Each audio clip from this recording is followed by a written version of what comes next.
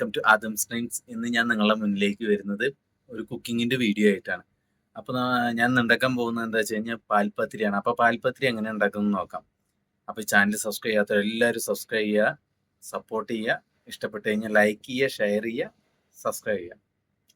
അപ്പോൾ നമുക്ക് എങ്ങനെ ആദ്യം ഇതിന് വേണ്ടി ഒരു കപ്പ് മൈദ ഞാനെടുത്ത്, പിന്നെ ആവശ്യത്തിനുള്ള ഉപ്പിട്ട്, പിന്നെ ഒരു മുട്ട പൊട്ടിച്ചൊഴിച്ച്, എന്നിട്ട് ആവശ്യത്തിനുള്ള വെള്ളം ഒഴിച്ചിട്ട് നന്നായി മിക്സ് ചെയ്യാം.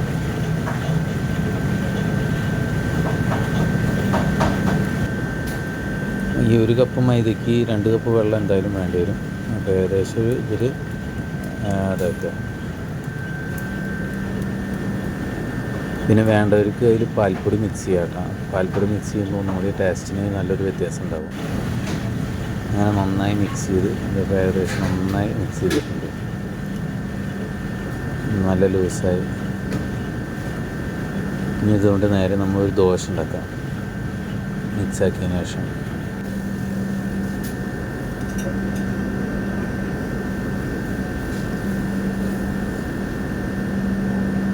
ഏകദേശം ഒരു 10-15 ദോശ ഉണ്ടെങ്കിൽ നല്ല ലെയറായിട്ട് നല്ല കട്ടിയുള്ള ലെയർ കിട്ടാൻ എന്താണ്. അപ്പോൾ ഒരു 10-15 ദോശ ഉണ്ടാക്കിയിട്ട് വയ്ക്കുക.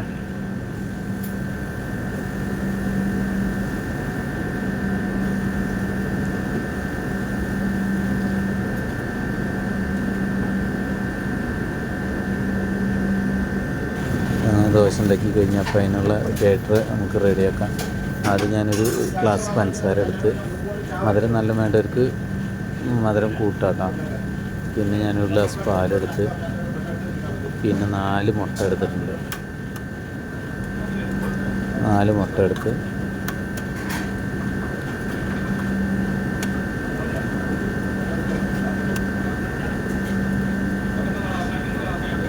ലേശം ഉപ്പ് ഇട്ട് കൊടുക്കുക.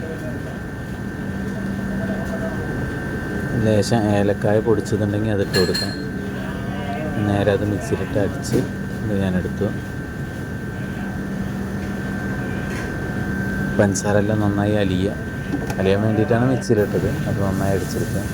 പിന്നെ ഒരു പാത്രം എടുത്തിട്ട് അതിലേക്ക് ആദ്യം ലേശം മാവ് ഒഴിച്ചു കൊടുക്കുക. അപ്പോൾ നമ്മൾ കലക്കിയിട്ടുള്ള ബാറ്റർ ഒഴിച്ചു കൊടുക്കുക. ഒഴിച്ചതിന് ശേഷം നമ്മൾ ഉണ്ടാക്കിയിട്ടുള്ള ദോശ ഓരോന്നായിട്ട് ഇറക്കി വയ്ക്കുക. ഓരോ ദോശ മേലെയും നമ്മൾ പഠിച്ചിട്ടുള്ള ബാറ്റർ ഒഴിച്ചു കൊടുക്കുക.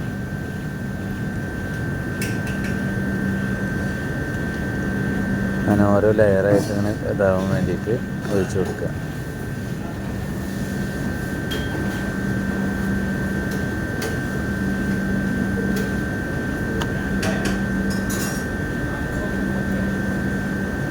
അങ്ങനെ ഓരോ ലെയറിന് ഒഴിച്ചു കൊടുക്കുമ്പോൾ നമുക്കത് നല്ല ഇങ്ങനെ ഒട്ടി നല്ല ഭംഗിയിൽ കിട്ടും. അതിന് വേണ്ടിയിട്ടാണ് ഓരോ ലെയറിൽ ഒഴിച്ചു കൊടുക്കുന്നത്.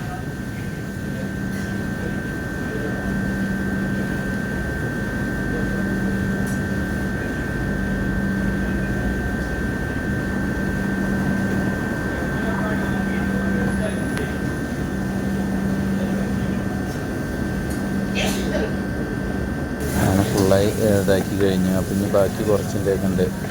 അപ്പോൾ അതും ഞാൻ ഇതിൽ ഒഴിച്ച് കൊടുക്കുകയാണ്. അപ്പോൾ വേണമെങ്കിൽ ഒരു ഭംഗിക്ക് വേണ്ടിയിട്ട് അണ്ടിപ്പരിപ്പ് മുന്തിരിയൊക്കെ മേലെ വെച്ച് കൊടുക്കാം. അപ്പോൾ നല്ല കാണാൻ നല്ല രസമുണ്ടാവും. അങ്ങനെ ഞാനൊരു ആ പാത്രം എടുത്ത് അതിലേക്ക് ഇറക്കി വയ്ക്കണേക്കാട്ടി മുമ്പ് അടിയിലൊരു റിങ്ങോ അങ്ങനെ എന്തെങ്കിലും വെക്കുന്നത് നല്ലതാണ്, അടി പിടിക്കാതിരിക്കാൻ. എനിക്കതൊരു മിസ്റ്റേക്ക് പറ്റി, അടിയിൽ ഒന്നും വയ്ക്കാതിരുന്നത്.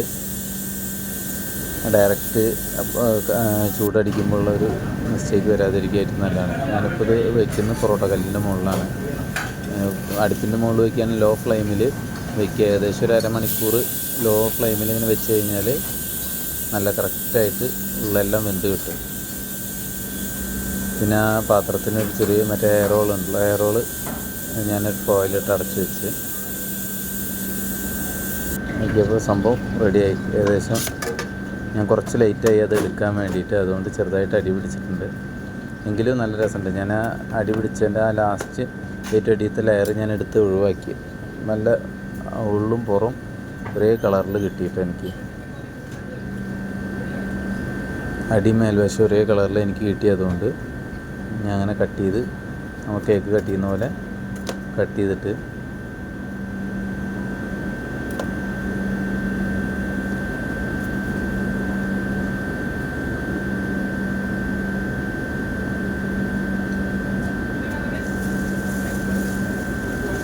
നല്ല സോഫ്റ്റ് ഉണ്ട്.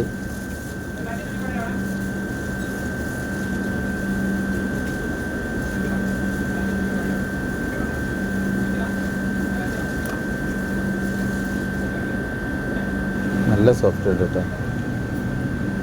അപ്പോൾ കാണാൻ നല്ല രസമുണ്ട്. ഞാൻ എന്തായാലും കഴിച്ചിട്ടുള്ള അഭിപ്രായം പറയാം.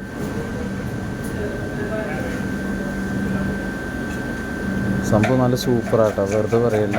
എന്തായാലും എല്ലാവരും ഒന്ന് ഉണ്ടാക്കി നോക്കണം. നല്ല സൂപ്പറായിട്ടുണ്ട്. അടുത്ത ആഴ്ച ഒന്ന് കൊടുത്തു നോക്കാം.